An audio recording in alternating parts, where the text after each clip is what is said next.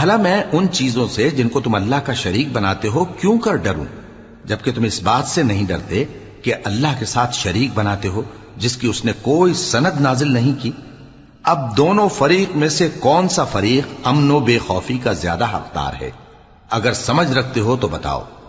جو لوگ ایمان لائے اور انہوں نے اپنے ایمان کو شرک کے ظلم سے ملوث نہیں کیا، ان کے لیے امن و بے خوفی ہے اور وہی ہدایت پانے والے ہیں۔ اور یہ ہماری دلیل تھی جو ہم نے ابراہیم کو ان کی قوم کے مقابلے میں عطا کی تھی۔ ہم جس کے چاہتے ہیں درجے بلند کر دیتے ہیں، بے شک تمہارا پروردگار دانا ہے، خبردار ہے۔